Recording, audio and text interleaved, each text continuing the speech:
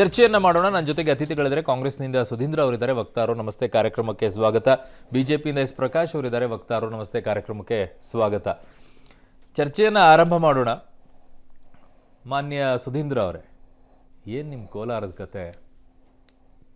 ಸಚಿವರು ಬಹಿರಂಗವಾಗಿ ಅಸಮಾಧಾನವನ್ನು ವ್ಯಕ್ತಪಡಿಸಿ ಮುಖ್ಯಮಂತ್ರಿ ಉಪಮುಖ್ಯಮಂತ್ರಿಗಳ ವಿಚಾರದಲ್ಲಿನೇ ಮಾತನಾಡ್ತಾ ಇದ್ರು. ಅಲ್ಲಿರೋ ಶಾಸಕರು ಗೆಲ್ಸ್ಕೊಂಡು ಬರಲಿ ಅಂತ ಹೇಳ್ತಾರೆ.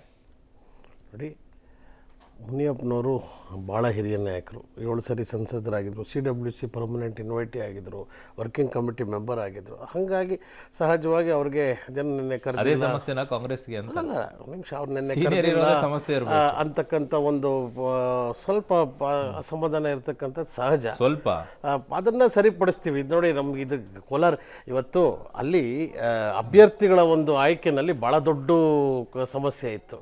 ಯಾವಾಗ ನಾವು ಎರಡೂ ಪಕ್ಷದನ್ನ ಬೇಡ ಅಂತೇಳಿ ಎರಡೂ ಪಕ್ಷದನ್ನ ಗಣನೆಗೆ ತೊಗೊಂಡುವೆ, ಯಾವ 2 ಗುಂಪುಗಳಿತ್ತು ಗಣನೆಗೆ ತೊಗೊಂಡು ಒಂದು ನ್ಯೂಟ್ರಲ್ ಕ್ಯಾಂಡಿಡೇಟ್ನ ಹಾಕಿದ್ವಿ. ಅಲ್ಲಿಗೆ ಬಹುತೇಕ ಈ ಒಂದು ಅಭ್ಯರ್ಥಿಯ ಕುರಿತು ಬಂಡಾಯವನ್ನು ಶಮನ ಮಾಡಿದ್ದೇವೆ. ಇದು ಇವ್ರನ್ನ ಪರ್ಸನಲ್ ಆಗಿ ಕರೆದಿಲ್ಲ ಮಾಡಿಲ್ಲ ಅಂತಕ್ಕಂಥದ್ದು ಕೆಲವು ಆತಂಕಗಳಿದೆ, ಅದನ್ನು ಸರಿಪಡಿಸ್ಕೊಡ್ತೀವಿ. ಬಹಿರಂಗವಾಗಿ ಮುನಿಯಪ್ಪನವ್ರು ಆಡುವಂಥ ಮಾತು ನನ್ನನ್ನ ಕರೀಲೇ ಇಲ್ಲ ಅನ್ನೋ ವಿಚಾರ. ಶಾಸಕರಲ್ಲಿರುವಂತವ್ರಿಗೆ ವಿಶ್ವಾಸ ಇದೆ, ಆ ಶಾಸಕರೇ ಗೆಲ್ಲಿಸ್ಕೊಂಡು ಬರ್ಲಿ ಅಂತ ಹೇಳಿ.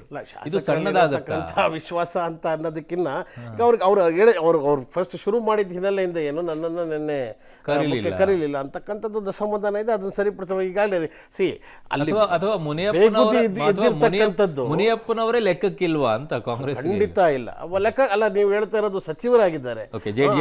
ಗಂಗಾಧರ ಮೂರ್ತಿ ಅವರು ಪ್ರಧಾನ ಕಾರ್ಯದರ್ಶಿ ನಮ್ಮ ಕಾರ್ಯಕ್ರಮಕ್ಕೆ ಜಾಯ್ನ್ ಆಗಿದ್ದಾರೆ. ನಮಸ್ತೆ, ಕಾರ್ಯಕ್ರಮಕ್ಕೆ ಸ್ವಾಗತ.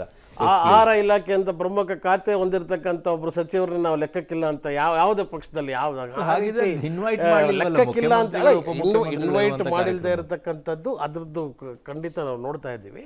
ಅದ್ರದ್ದೊಂದು ಅಸಮಾಧಾನ. ಹೌದು, ನಾನು ಫಸ್ಟ್ ಹೇಳ್ಬಿಟ್ನಲ್ಲ, ನಾನು ಶುರು ಮಾಡಿದ್ದೇನು, ಹೌದು ಅವರಿಗೆ ಅಸಮಾಧಾನ ಇದೆ ಈ ವಿಷಯದಲ್ಲಿ, ಅದನ್ನ ಖಂಡಿತ ಸರಿಪಡಿಸ್ತೀವಿ. ಬಟ್ ಮೇಜರ್ ಏನಿದೆ ಅಭ್ಯರ್ಥಿಯ ವಿಷಯದಲ್ಲಿ ತಟಸ್ಥವಾಗಿದೆ.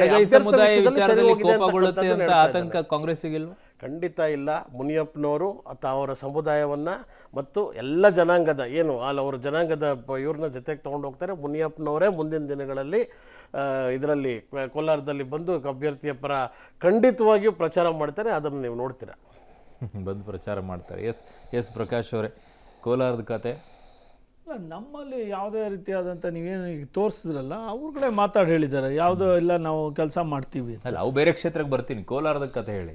ಕೋಲಾರದಲ್ಲಿ ಈಗ ನಮ್ಮ ಮಿತ್ರ ಪಕ್ಷದ ಅಭ್ಯರ್ಥಿ ಇರೋದು, ನಮ್ಮ ಪಾರ್ಟಿಯಲ್ಲಿರುವಂಥ ಎಲ್ಲ ಕಾರ್ಯಕರ್ತರು ತೊಡಗಿಸ್ಕೊಂಡಿದ್ದಾರೆ, ಕೆಲಸ ಮಾಡ್ತಾ ಇದ್ದಾರೆ. ನಮ್ಮಲ್ಲಿ ಯಾವ ಭಿನ್ನಾಭಿಪ್ರಾಯನೂ ಇಲ್ಲ.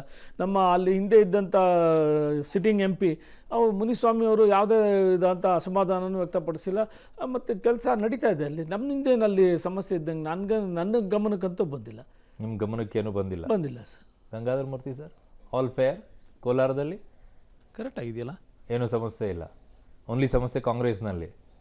ಅಲ್ಲ, ಕಣ್ಣಿಗೆ ಕಾಣಿಸ್ತಾ ಇರೋದು ಮಾಧ್ಯಮಗಳು ನೀವು ತೋರಿಸ್ತಾ ಇರೋದು ಕೂಡ ಕಾಂಗ್ರೆಸ್ ನಾಯಕರು. ಬಹಿರಂಗ ಹೇಳಿಕೆಗಳು ಬರ್ತಾ ಇರೋದ್ರಿಂದ ಕಾಂಗ್ರೆಸ್ ಕಣ್ಣಿಗೆ ಕಾಣಿಸ್ತದೆ. ನಿಮ್ಮ ಬಹಿರಂಗ ಹೇಳಿಕೆಗಳು ಬರಲಾರ್ದೆ ಒಳ ಇಟ್ಗಳು ಜಾಸ್ತಿ ಇದಾವಂತ. ಅಂದ್ರೆ ಒಳ ಇಟ್ಟುಗಳು ಒಳ ಆಗುತ್ತಾ? ಅಲ್ಲ, ಅದು ಹೆಂಗ್ ಊಹೆ ಆಗಲ್ಲ? ಬಹಿರಂಗ ಹೇಳಿಕೆ ಬಂದ್ರೆ ಸರಿ, ಆ ಒಳಗಡೆನೆ ಹೊಡಿತಾ ಇದ್ದಾರೆ ಅಂತ ಯಾವ ಆಧಾರದ ಮೇಲೆ ಹೇಳ್ತೀರಾ?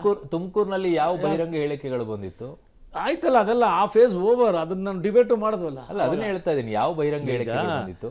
ಮಂಡ್ಯದಲ್ಲಿ ಯಾವ ಬಹಿರಂಗ ಹೇಳಿಕೆಗಳು ಬಂದಿತ್ತು? ಒಂದೇ ನಿಮಿಷ ಅರುಣ್, ಒಳ ಏಟುಗಳು ಎರಡೂ ಮಿತ್ರ ಪಕ್ಷಗಳಿಗಂತೂ ಕಾಣಿಸ್ತಾ ಇಲ್ಲ. ಕಾಂಗ್ರೆಸ್ನವರು ಕಾಣಿಸಿದ್ದನ್ನ ಅವರು ಹೇಳಿದ್ದನ್ನ ನಾನೇನು ನೋಡ್ಲಿಲ್ಲ. ಈಗ ಅವ್ರು ಚರ್ಚೆ ಮಾಡುವಾಗ ಅವ್ರದ್ದಷ್ಟೇ ಮಾತಾಡಿದ್ರು, ನಮ್ದೇನು ಹೇಳಲಿಲ್ಲ. ನಿಮ್ಗೇನಾದ್ರೂ ಮಾಧ್ಯಮಗಳು ಕಾಣಿಸಿದ್ರೆ ಒಳ್ಳೆಯ ನೋಟನ ಸ್ವಲ್ಪ ಆಚೆ ತರಿಸಿ ಇದ್ರೆ ಸರಿ ಮಾಡ್ಕೊಂತೀವಿ.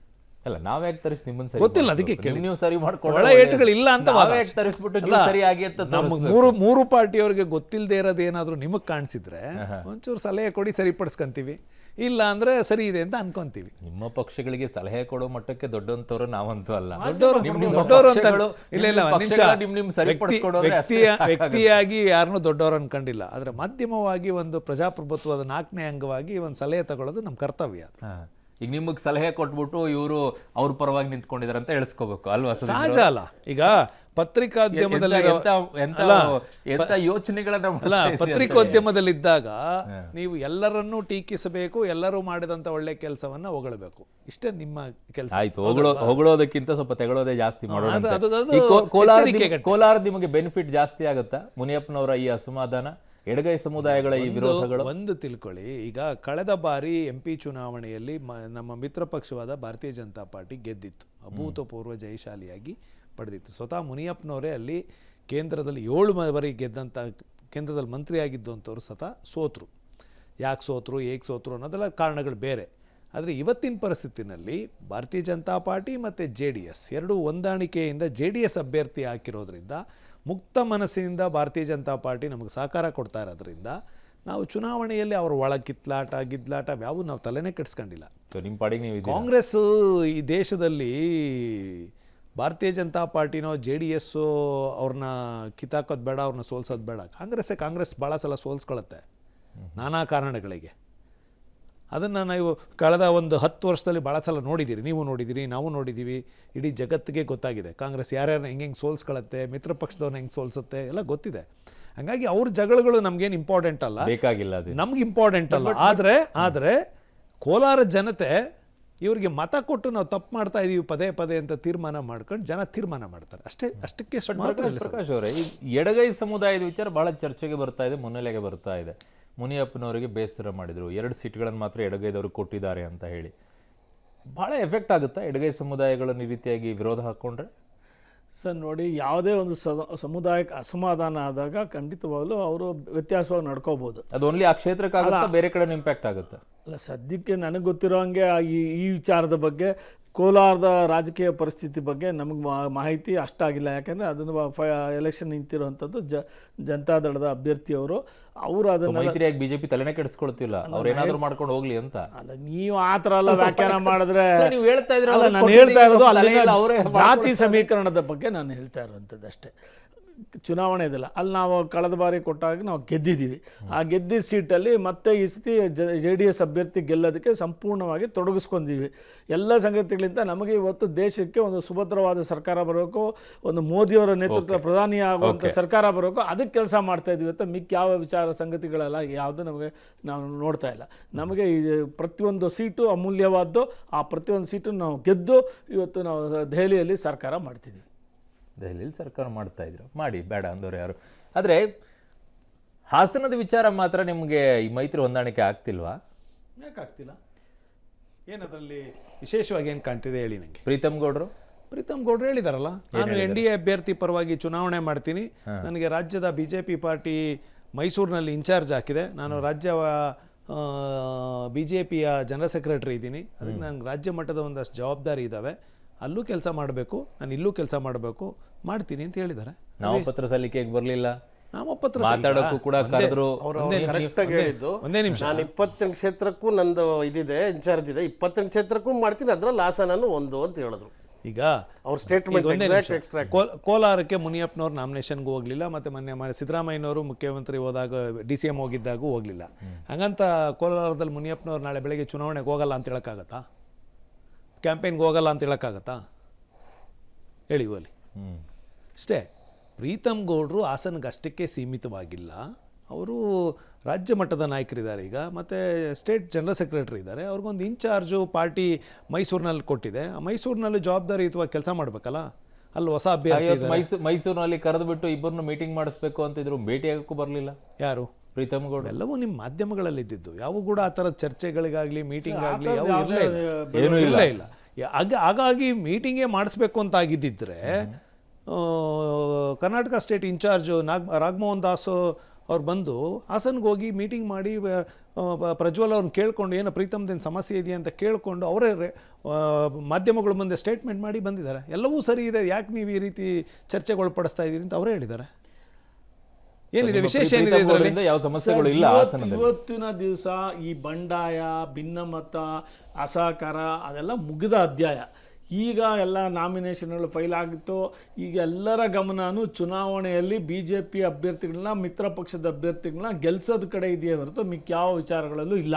ಸಣ್ಣ ಪುಟ್ಟ ಒಂದು ಅಲ್ಲಿ ಬರಲಿಲ್ಲ, ಇಲ್ಲಿ ಹೋಗಲಿಲ್ಲ ಅನ್ನೋದು ಇದು ಅದು ದೈನಂದಿನ ಚುನಾವಣಾ ಚಟುವಟಿಕೆಯಲ್ಲಿ ಬೇರೆ ಕಡೆ ಇವ್ರು ಹೇಳ್ದಂಗೆ ಇವತ್ತು ಪ್ರೀತಮ್ ಗೌಡ ಇವತ್ತು ಇಡೀ ರಾಜ್ಯದಲ್ಲಿ ಓಡಾಡ್ತಾ ಇದ್ದಾರೆ, ವಿಶೇಷವಾಗಿ ಮೈಸೂರಲ್ಲಿ ನೋಡ್ತಾ ಇದ್ದಾರೆ. ಅದರಿಂದ ಯಾವುದೇ ಕ್ಷೇತ್ರದ ಬಗ್ಗೆ ಇರ್ಬೋದು, BJP JDS ಗಂಗಾಧರ ಮೂರ್ತಿ ಅವರೇ, ಕಾಂಗ್ರೆಸ್ JDS ಮೈತ್ರಿ ಆದಂತ ಸಂದರ್ಭದಲ್ಲಿ ಕಳೆದ ಬಾರಿಯ ಚುನಾವಣೆಯಲ್ಲಿ ಹೀಗೆ ಸ್ಟೇಟ್ಮೆಂಟ್ ಗಳನ್ನ ಮಾಧ್ಯಮದಲ್ಲಿ ಕೂತ್ಕೊಂಡು ಹೇಳ್ತಾ ಇದ್ದಿದ್ದು, ನಾವೆಲ್ಲ ಚೆನ್ನಾಗಿದ್ದೀವಿ, ನಾವೆಲ್ಲ ಒಂದಾಗಿದ್ದೀವಿ ಅಂತ ಹೇಳಿ. ಈಗ JDS ಅದನ್ನೇ ಕೇಳಿದ್ರೆ ಒಳ್ಳೆ ಇಟ್ಕೊಳ್ಳಿಲ್ವಾ ನಮಗಲ್ಲಿ, ಒಳ್ಳೆ ಇಟ್ಕೊಟ್ಟಿಲ್ವಾ ಈ ಕ್ಷೇತ್ರದಲ್ಲಿ ಅಂತ ಹೇಳಿ? ಕೇಳಿ ಒಂದು ನಿಮಿಷ. ನೀವು ಅವತ್ತಿನ ಚುನಾವಣೆ ಸಂದರ್ಭದಲ್ಲೂ ಮಾಧ್ಯಮಗಳಲ್ಲಿ ಚರ್ಚೆ ಆಗಿದ್ದು, ಅತಿ ಹೆಚ್ಚು ಚರ್ಚೆ ಆಗಿದ್ದು ಒಂದೇ ಕ್ಷೇತ್ರ ಯಾವ್ದು ಹೇಳಿ ನೋಡೋಣ? ಮಂಡ್ಯ ಅಲ್ಲ, ಒಳ ಏಟುಗಳು ವಿರೋಧಗಳು ಚರ್ಚೆ ಆಗಿದ್ದು ಕೋಲಾರ ಚರ್ಚೆಯಾಗಿ ಕೋಲಾರ ಸೋಲ್ಸಾದ ಮೇಲೆ ಕೋಲಾರಿನ ಕಾಂಗ್ರೆಸ್ಸಿನ ವ್ಯಕ್ತಿಗಳೇ ಅಸೆಂಬ್ಲಿನಲ್ಲಿ ಮತ್ತು ಮಾಧ್ಯಮಗಳಲ್ಲಿ ಮತ್ತು ಸಿದ್ದರಾಮಯ್ಯನವರ ವಿರುದ್ಧ ಎಲ್ಲ ಮೀಟಿಂಗಲ್ಲೂ, AICC ಮೀಟಿಂಗ್, KPCC ಮೀಟಿಂಗ್, ಎಲ್ಲ ಮೀಟಿಂಗಲ್ಲೂ ಗಲಾಟೆ ಆಗಿದ್ದು ಸತ್ಯ. ಅದು ನೀವೇ ತೋರಿಸಿ. ಮಂಡ್ಯದಲ್ಲೂ ಇದೆ. ಮಂಡ್ಯದಲ್ಲಿ ಎಲ್ಲಿತ್ತು? ಮಂಡ್ಯದ ಸ್ಟೇಟ್ಮೆಂಟ್ ಮಂಡ್ಯದಲ್ಲಿ ಒಂದೇ ಕ್ಲೋಸ್ ಮಾಡಿ ನಿಮಿಷ ಕೇಳಿ. ಮಂಡ್ಯದಲ್ಲಿರೋ ಎಲ್ಲ ಕಾಂಗ್ರೆಸ್ ನಾಯಕರು ಸುಮಲತಂಗ್ ಮಾಡಿದ್ರು ಅಂತ ಒಂದು ಸ್ಟೇಟ್ಮೆಂಟ್ ಮಾಡಿದ್ವಿ ನಾವು. ಅದಾದ್ಮೇಲೆ ಸೋತ್ವಿ ಅಂತ ಹೇಳಿದ್ವಿ. ಅವರಾಗವರೇ ಮೈ ಪರ್ಚ್ಕೊಂಡು ಎದ್ದು ಬಂದ್ರು. ಅವರಾಗವರೇ ಮೈ ಪರ್ಚ್ಕೊಂಡು ಎದ್ದು ಬಂದ್ರು. ಸಿದ್ದರಾಮಯ್ಯನವ್ರು ನಾವೇ ಗೆಲ್ಸಿದ್ದು, ಸುಮಲತಾನ ಅಂದ್ರು, ಮಂಡ್ಯ ವಿಚಾರದಲ್ಲಿ ನಿಮ್ ಸ್ಟೇಟ್ಮೆಂಟ್ ಏನ್ ಬಂತು, ತುಮಕೂರು ವಿಚಾರದಲ್ಲಿ ನಿಮ್ ಸ್ಟೇಟ್ಮೆಂಟ್ ಏನ್ ಬಂತು, ಕೋಲಾರ ವಿಚಾರದಲ್ಲಿ ಒಂದ್ ನಿಮಿಷ ಹೇಳ್ತೀನಿ ಕೇಳಿ. ಓವರ್ ಆಲ್ ಕರ್ನಾಟಕದಲ್ಲಿ ಅವತ್ತಿನ ಚುನಾವಣೆಗೆ ಕಾಂಗ್ರೆಸ್ ಜೊತೆ ಹೋಗಿದ್ದು ನಮ್ಮ ಸ್ವಯಂಕೃತ ಅಪರಾಧ. ನಾಳೆ ಬಿಜೆಪಿ ಜೊತೆ ಹಿಂಗೆ ಮಾತಾಡಬಹುದು, ಬಿಜೆಪಿ ಜೊತೆ ಹೋಗಿ 2020 ಸರ್ಕಾರ ಮಾಡಿ ಹೊರಗಡೆ ಬಂದಾಗ್ಲೂ ಇದೇ ಮಾತು. ನಿಮ್ ಜೊತೆನೂ 2 ಸಲ ಮಾಡಿದೀವಿ. ಬಂದಾಗ ಮತ್ತೆ ಹೊರಗಡೆ ಹೋಗಿ ಈಗ ನಾವೇನು ಹೋಗಿಲ್ಲ, ನೀವು ಕಳಿಸಿದ್ದು. JDS ನೀವು ಕಳಿಸಿದ್ದು ಅಸ್ತಿತ್ವದ ಪ್ರಶ್ನೆ ಆಯ್ತಾ. ಅವ್ರಿಗೇನು ಯಾರು ಪವರ್ ಅಲ್ಲಿ ಇದ್ದಾರೆ ಅವ್ರ ಕೈಗೆ ಹೋಗಿ ಹಿಡ್ಕೊಂಡ್ರೆ ಏನೋ ಒಂಚೂರು ಅವ್ರ ಉಳಗಾಲ ಇದೆ ಅಂತಕ್ಕಂಥ ಪ್ರಶ್ನೆ ಅಷ್ಟೇ ಬಿಟ್ರೆ ಅದಕ್ಕೇನು ಬಹಳ ಹೆಚ್ಚಿಗೆ ಇಂಪಾರ್ಟೆನ್ಸ್ ಕೊಟ್ಟು ವ್ಯಾಖ್ಯಾನ ಮಾಡ್ತಕ್ಕಂಥ ಅವಶ್ಯಕತೆ ಇಲ್ಲ. ಕುಮಾರಸ್ವಾಮಿ ಅವರೇ ಏನು ಹೇಳಿದ್ರು, 2 ಸೀಟ್ ಇದ್ದು ಕೋಲಾರನ ಇನ್ನೂ ಡಿಸೈಡ್ ಆಗಿಲ್ಲದೆ ಇದ್ದಾಗ ಈ 2 ಸೀಟ್ಗೋಸ್ಕರ ನಾನು ಇಷ್ಟು ಹೋರಾಡಬೇಕಾಯ್ತಾ, ನಾನು ಸ್ವಂತವಾಗಿ ನಿಂತ್ಕೊಂಡು ನಂಬಲ್ದಲ್ಲೇ ಮಾಡ್ತೀನಿ. ನಿಮ್ ಜೊತೆ ಮೈತ್ರಿಯಲ್ಲಿ ಇದ್ದಾಗಲೂ ಕೂಡ ಚೆನ್ನಾಗಿದೀವಿ ಅಂತ ಹೇಳ್ಕೊಂಡು ಓಡಾಡ್ತಾ ಇದ್ರಲ್ಲ. ಅದನ್ನೇ ನಾನು ಹೇಳ್ತಾ ಇರೋದು. ಈಗ 10 ದಿನದ ಮುಂಚೆ ಕೋಲಾರ ಸೀಟ್ ಡಿಸೈಡ್ ಆಗಿಲ್ಲದೆ ಇದ್ದಾಗ ಕುಮಾರಸ್ವಾಮಿ ಅವರು ಸ್ಟೇಟ್ಮೆಂಟ್ ಕೊಡ್ಲಿಲ್ವಾ, ನಾವು 2 ಸೀಟ್ಗೋಸ್ಕರ ನಾನು ಇಷ್ಟು ಒದ್ದಾಡಬೇಕಾಗಿತ್ತ, ಬೇಕಾಗೇ ಇರಲಿಲ್ಲ, ಇಷ್ಟೆಲ್ಲ ನಾನು ಸರ್ಕಸ್ ಮಾಡಬೇಕಾಗಿತ್ತ ಅಂತಕ್ಕಂಥ ಮಾತನ್ನು ಹೇಳಿದ್ರು. ಹಾಗಾಗಿ ಅವರು ಅವ್ರಿಗೊಂದು ಟ್ರೆಡ್ ಪಾತ್ ಅನ್ನೋದಂತಕ್ಕಂಥದ್ದು ಏನೂ ಇಲ್ಲ. ಏನು ಯಾವ ಪವರಲ್ಲಿದ್ದಾರೆ ಅವರು they are fighting for survival. JDS is basically fighting for there survival. ನೀವು ಯಾಕೆ ಹೋದ್ರಿ ಅವ್ರ ಜೊತೆ 2 ಸತಿ? ನಿಮ್ಗೇನಿತ್ತು ಸರ್ವೈವಲ್? ಯಾರು ಬಲಾಢ್ಯ ಯಾರು ಕಡಿಮೆ